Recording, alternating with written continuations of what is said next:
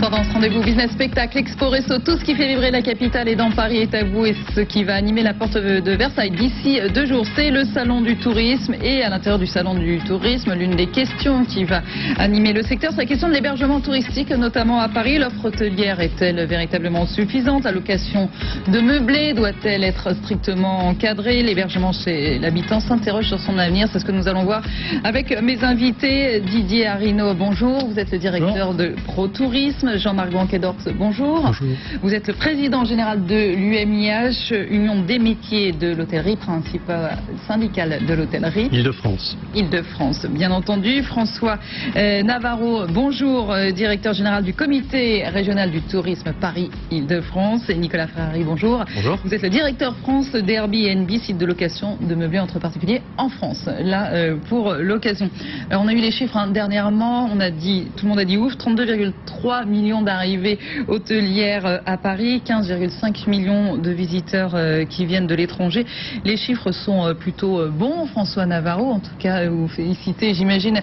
De ces chiffres, il y a quand même un point noir, la baisse des arrivées de la clientèle française amorcée en 2012. Comment vous l'expliquez? On est à moins 7,5%. Alors les chiffres qu'a publié le comité régional du tourisme montrent 2 éléments, un peu évidemment opposés. Le premier, c'est qu'il n'y a jamais eu autant de clientèle internationale depuis 10 ans à Paris en Île-de-France. Et dans le même temps, il n'y a jamais eu aussi peu de Français depuis 7 ans à Paris en Île-de-France. Et nous avons subi une baisse pour la destination Paris-Île-de-France de plus d'1 200 000 visiteurs. Donc on a perdu 1 200 000 Français à Paris en Île-de-France. Et le troisième élément qui pour nous est à noter en tout cas, c'est que pour la première fois, les clientèles asiatiques sont dominées par les Chinois qui ont dépassé les Japonais. Et donc le fameux mirage chinois est désormais devenu réel. Comment sont calculés ces chiffres quand on parle d'arrivée? On parle d'arrivée hôtelière. Donc ce sont les chambres d'hôtel. Absolument. Nous menons en fait une enquête tous les mois avec l'INSEE et la DG6. Ça c'est un peu notre nom de code avec le ministère. Et donc tous les mois, nous interrogeons un panel d'hôteliers représentatif du nombre d'hôtels, du nombre de chambres, du nombre d'arrivées.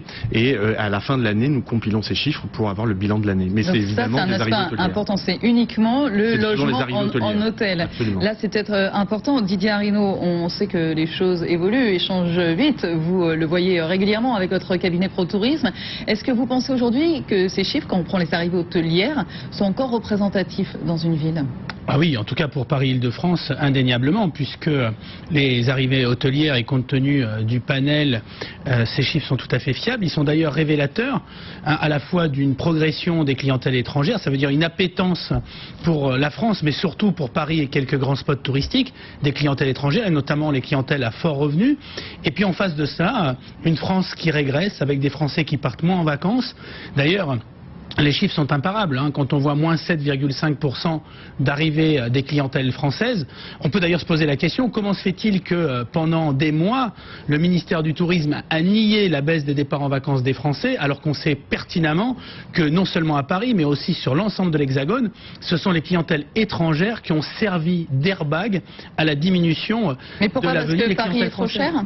Alors, je ne pense pas qu'il y ait seulement un problème de prix. Paris n'est pas plus cher que bon nombre de destinations. Paris est extrêmement attractif. Paris, la preuve, si on a une augmentation de 8% des clientèles étrangères, heureusement qu'on a Paris. Heureusement que nous avons Paris, heureusement que nous avons la Côte d'Azur, heureusement que nous avons les châteaux de la Loire et quelques grands spots touristiques, les grandes stations alpines, parce que sinon la situation serait dramatique. Heureusement qu'on a ces clientèles étrangères. Le seul problème, c'est que aujourd'hui, le tourisme hexagonal dépend des clientèles étrangères, c'est-à-dire notre avenir est dans les mains de la croissance des autres pays, alors que les Français, c'est pas qu'ils n'en ont pas envie, les Français tiennent à leurs vacances, les Français font tout pour pouvoir partir en vacances, mais il est vrai aussi que d'autres formules d'hébergement correspondent mieux aujourd'hui que la formule hôtelière quand on vient en famille avec 2, 3, 4 enfants. Alors il est évident que l'hôtellerie n'est pas forcément adaptée. À côté de chez vous, là chez BFM, le gros problème c'est le nombre de chambres d'hôtel à Paris sur l'agglomération. C'est ça, c'est la question. On recevait ici même Jean-Pierre Nadir, qui avec d'autres ont élevé la voix un petit peu en interpellant les candidats parisiens pour dire rallumer Paris. On manque notamment de capacité hôtelière. Il nous disait. Alors moi, si je regarde un petit peu les chiffres, j'aimerais que vous m'expliquiez, Jean-Marc Banquet-Dorx, vous qui représentez l'UMIA, je crois qu'on a à peu près 75 000 chambres d'hôtel à Paris. On est sur quel taux d'occupation? Moi, j'ai trouvé celui de 2012 qui a 79%. Oui, 79-80% de taux d'occupation. On a quand même encore un peu de place. Pourquoi on dit qu'on manque de capacité hôtelière à Paris? Alors, tout dépend effectivement des catégories d'hôtels. Il y a une demande très forte sur certains classements, enfin sur certaines catégories d'hôtels à un moment donné, et plus sur d'autres périodes. Donc, globalement, on a la capacité hôtelière pour accueillir la clientèle dont on a besoin, enfin, qui visite Paris.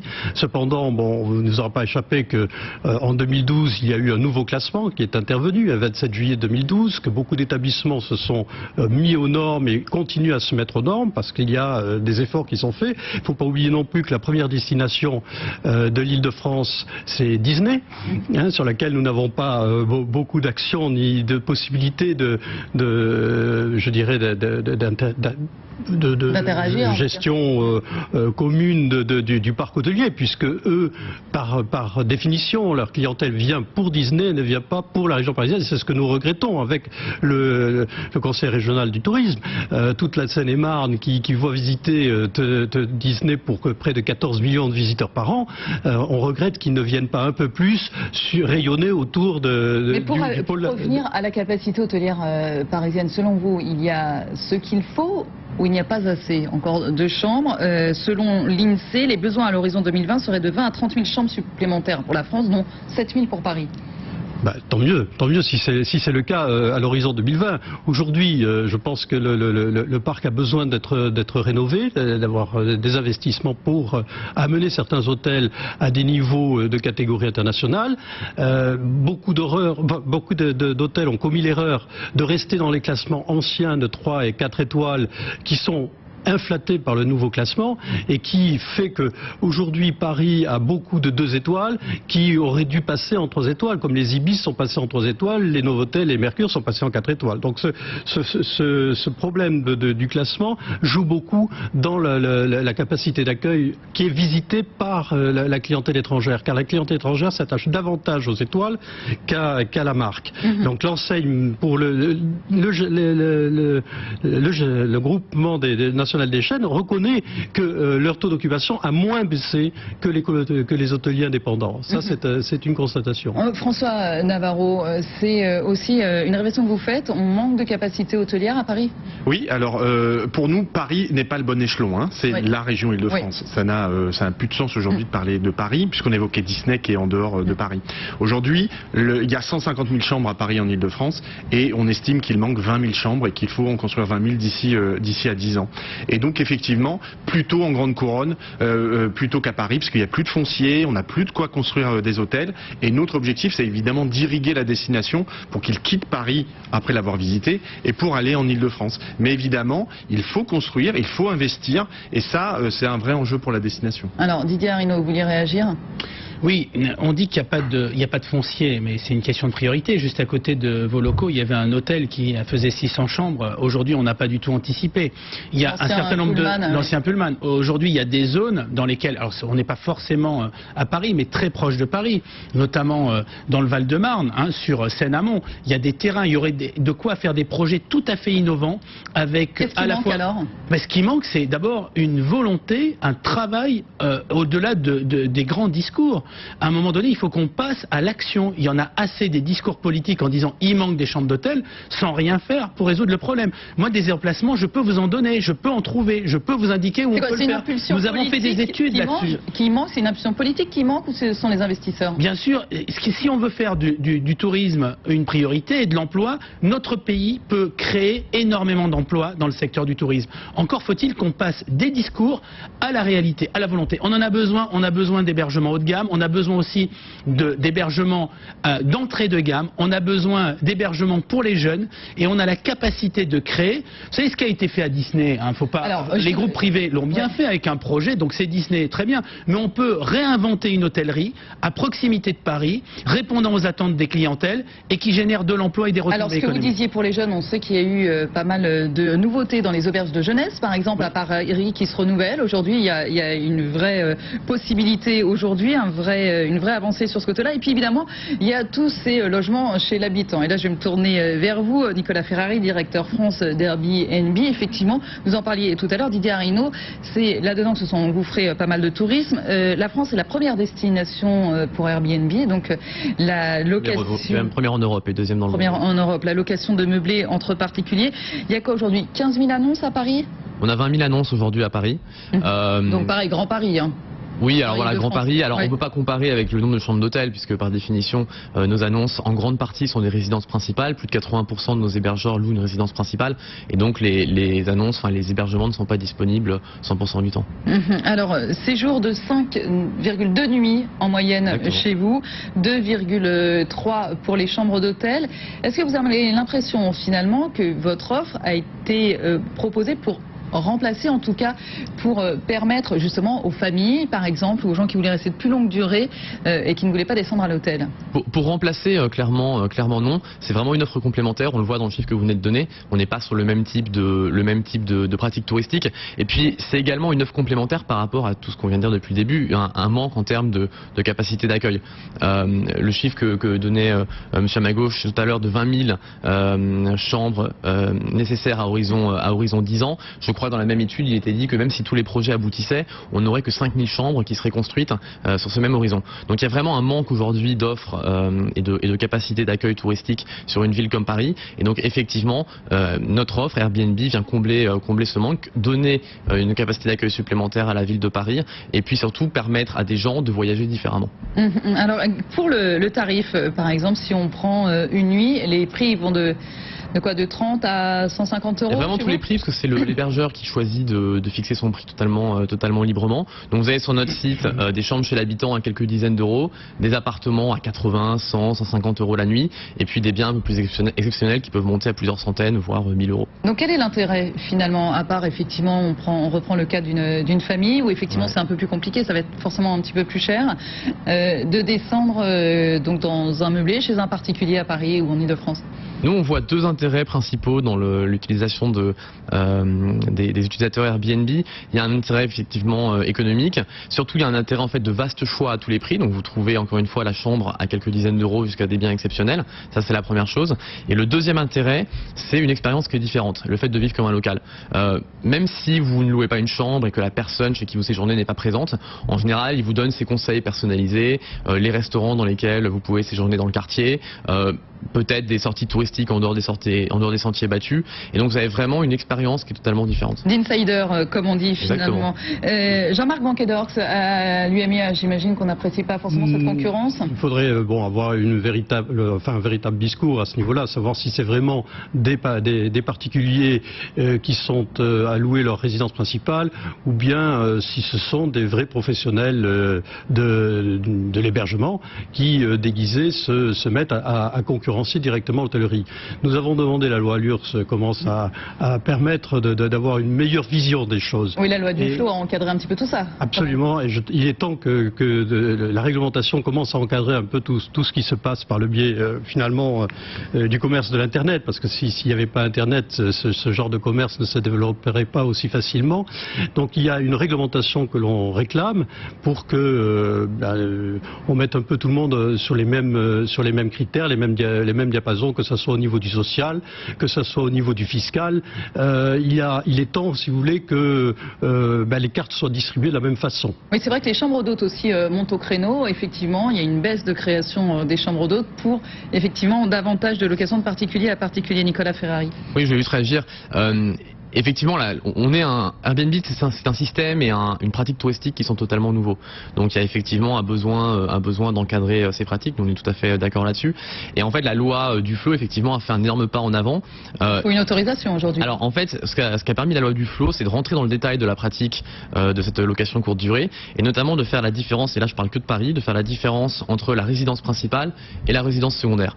Et encore une fois, nous, 83% de nos hébergeurs à Paris louent une résidence principale. Donc cela, ce que dit la loi Duflot, c'est qu'aucun problème, ils peuvent continuer à le faire sans aucune démarche particulière.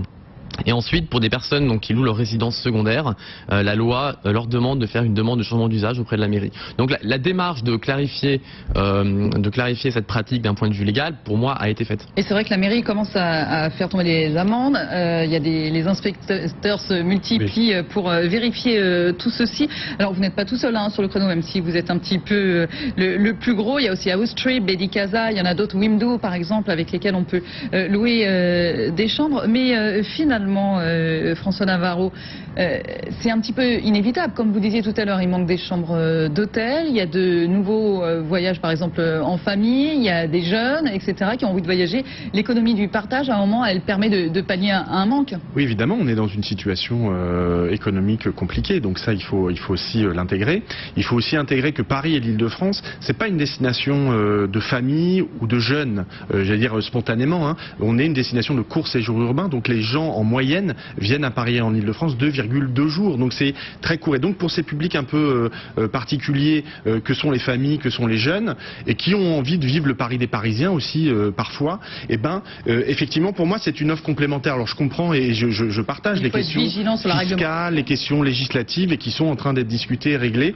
Mais je pense que cette offre-là, à mon avis, qui est complémentaire et qui ne peut pas venir en concurrence de l'hôtellerie, j'allais dire historique, va, et de toute façon nous la vivons et nous la vivons aujourd'hui. Et donc je pense que à travers ça, ça nous donne aussi le signe que les gens veulent des bons plans, veulent des idées, des nouvelles idées. Est-ce qu'il y aurait d'autres alternatives aujourd'hui? Je vais parler par exemple du couchsurfing, où là carrément on vient coucher chez l'habitant quand il est là. Dans toute l'économie collaborative, il y a pas mal de propositions. Très longtemps, je pense à l'échange d'appartements, etc. Après, j'ai juste une réserve moi sur cette question-là, c'est la question de la qualité de l'accueil que nous mettons-nous au cœur de notre stratégie. On est hôtelier, c'est un métier, je le dis aussi. C'est pour ça que c'est aussi une offre complémentaire pour moi. Un habitant qui accueille un visiteur, c'est pas un hôtelier. Et la question de la qualité de l'accueil, la question de accueillir un visiteur, c'est un métier. Et les gens sont formés pour ça.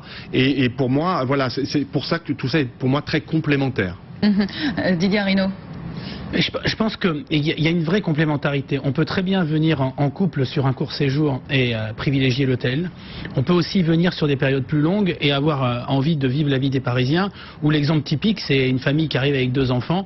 L'enfant qui est relativement jeune, il est content aussi de retrouver les jeux de la petite copine qui a laissé son appartement. Donc il y a une complémentarité. Le problème, je crois qu'il ne faut pas opposer, au contraire, on a besoin d'une diversité. La seule difficulté, c'est qu'on a des hôteliers en France qui ont toutes les contraintes, qui ont des contraintes fiscales, sociales, d'investissement, avec des taux, et eux, ils pratiquent un métier en ayant, pour la plupart, une véritable difficulté à survivre. Donc, le problème, il n'est pas d'essayer d'affaiblir les opérateurs comme Airbnb, on devrait se poser l'autre question, comment on peut renforcer ce qui génère de l'investissement, de l'emploi. Et en France, on ne sait pas faire d'évolution, on est tout le temps dans l'opposition ou dans les révolutions. Il ne s'agit pas de révolutionner les choses, il s'agit de faire en sorte de mettre en priorité ce qui génère de l'activité, de l'emploi, des retombées économiques. Ce n'est pas une fatalité le fait qu'on n'ait que 2 jours à Paris. Je ne le crois pas. Je pense qu'il y a une vraie possibilité, une vraie envie de découvrir une destination, à la fois Paris mais l'ensemble de l'Île-de-France. Et d'ailleurs les chiffres sont un peu trompeurs. Les chiffres de l'an passé, on est toujours à des taux d'occupation qui sont élevés, proches de 80%, parce qu'on a un déficit d'offres.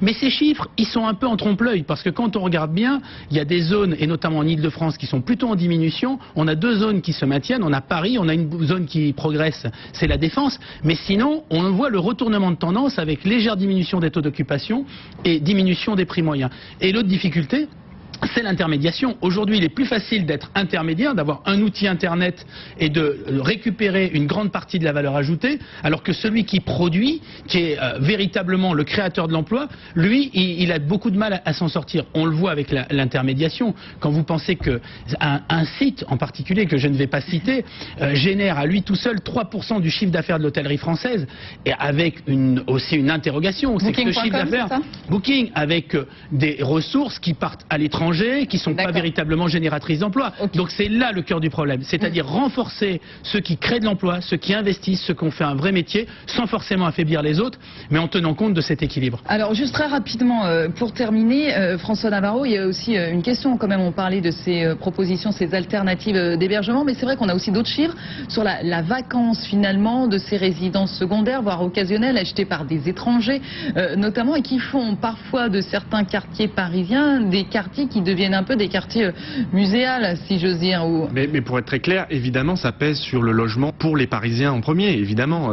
Quand la mairie de Paris a lancé un grand plan, etc., oui, puis quand il y a des millions de demandeurs de logements et que parallèlement il y a des logements qui sont vides à Paris en Ile-de-France parce qu'ils sont la propriété d'investisseurs, etc., c'est une vraie problématique, évidemment. Après, je pense effectivement que tout ça, pour moi, est totalement complémentaire, et évidemment, il faut prendre en compte l'impact du tourisme à Paris en Ile-de-France, qui est souvent vécu comme une nuisance, et nous essayons de porter le fait que c'est une vraie chance pour la destination. Alors, il y a des municipales bientôt, on espère que tout ça va bouger. Malheureusement, on n'a plus le temps, Jean-Marc Banquet-d'Ors, il y a encore beaucoup de choses à voir, notamment aussi la question des voyageurs d'affaires, par exemple, mais on se retrouvera pour en parler tous ensemble. Jean-Marc Banquet-d'Ors, président général de l'UMIH, merci beaucoup à vous, UMIH Île-de-France, Didier Arino, directeur de ProTourisme, François Navarro, directeur général du comité régional de tourisme Île-de-France, et Nicolas Frary, directeur France Airbnb. Merci à tous les quatre, restez avec nous. Paris est à vous continue juste après un nouveau journal sur BFM Business.